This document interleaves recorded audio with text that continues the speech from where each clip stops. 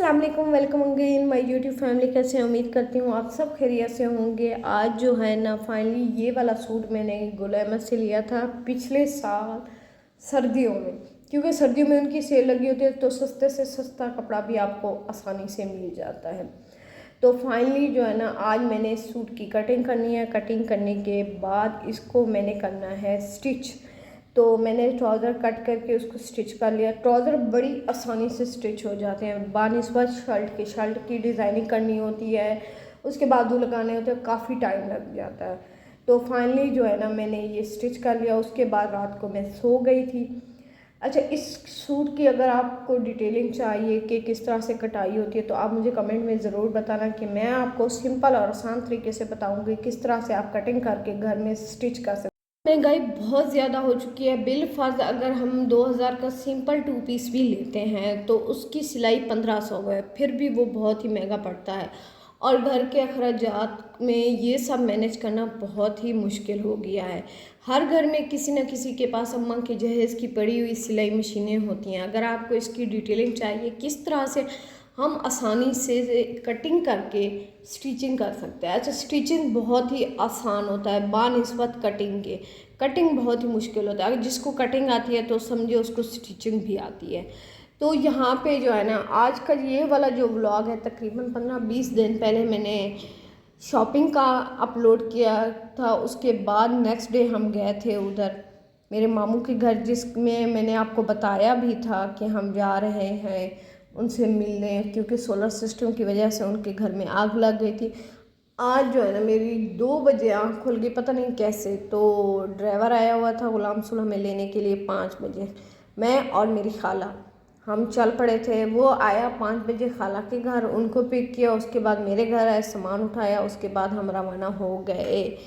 अल्लाह अल्लाह करके हमारा जो सफ़र है स्टार्ट हो गया। अच्छा, हमें यहाँ मुल्तान से जाते वक्त दाजल पूरे 5 घंटे लगते हैं। 5 घंटे में मैं बैठ बैठ के थक जाती हूँ। मैं कहती हूँ मेरा बस चले तो मैं गाड़ी रुकवा के पैदल चलना स्टार्ट कर लूँ। लास्ट टाइम भी मैं गई थी अपनी खालास के साथ मामू के घर में, थक गई।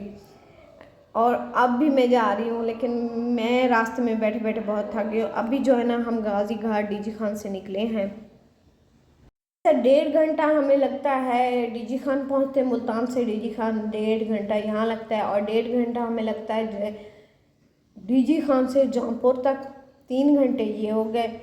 3.5-4 घंटे में हम पहुँच जाते हैं दाजल। तो बहुत ही मुश्किल सफ़र है।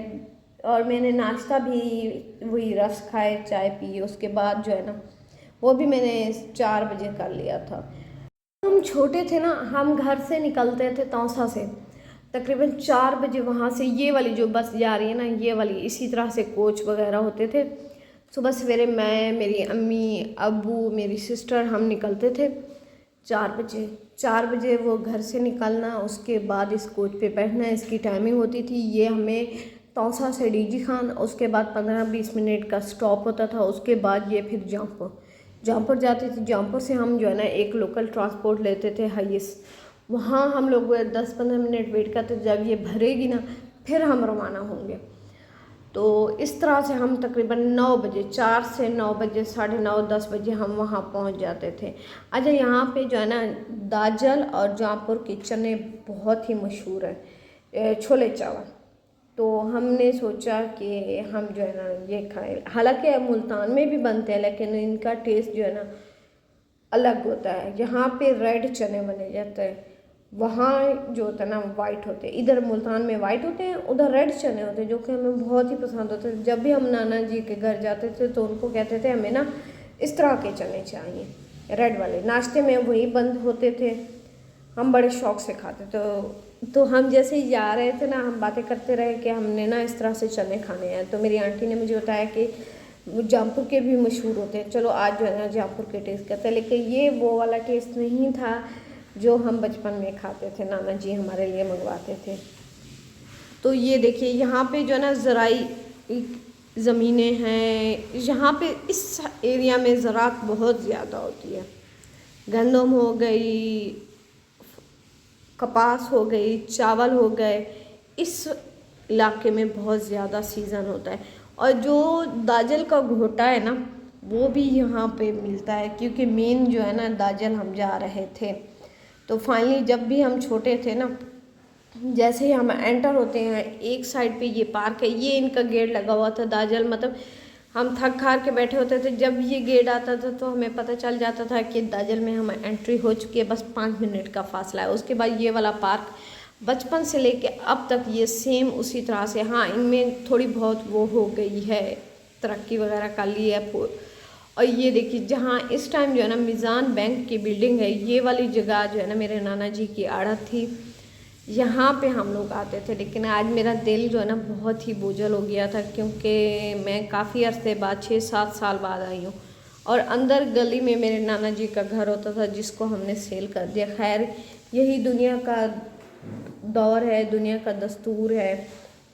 तो फाइनली अब जो है ना मैंने वहाँ जाके शूट नहीं किया, और अब जो है ना मैं घर पहुँच गई हूँ मामू के घर। वहाँ जाके हमने खाना खाया जो कि बहुत ही मज़ेदार था।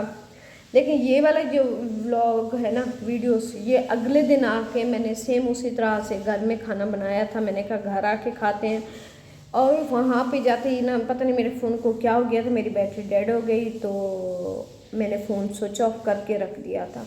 और साथ में जो है ना मुझे बहुत अफसोस भी हुआ कि जब भी हम जाते थे सामने इसी जगह पे मेरे नाना जी हमारा वेट कर रहे होते थे। और जिस दिन उनकी डेथ हुई थी ना, जिस साल, उसके बाद हम एक मरतबा गए थे उधर, तो मुझे बहुत ही रोना आया। किसी ने सच कहा है कि नाना नानी का घर नाना नानी के साथ ही होता है, जब वो चले जाते हैं ना सब कुछ ख़त्म हो जाता है। तो हम गए तो उधर हमें नाना जी दिखाई नहीं दिए, तो हम रोते हुए घर में एंटर हुए थे। उसके बाद मैंने सोच लिया था कि मैंने इस जगह पे कभी भी नहीं आना। तो फाइनली मेरे नाना जी जहाँ भी हैं अल्लाह उनकी मग़फ़िरत करे, उन्हें जन्नतुल फिरदौस में आला मकाम अता करे। तो आज भी फाइनली मेरा दिल थोड़ा सा बोझल हो गया है। तो अल्लाह हमें भी तरक्की दे, क्योंकि हमने वो घर सेल कर दिया था। सबको तरक्की दे, खुश रखे, आबाद रखे। आज उसी दिन मेरी खाला का बर्थडे था, तो ये छोटा सा क्लिप, हैप्पी बर्थडे खाला।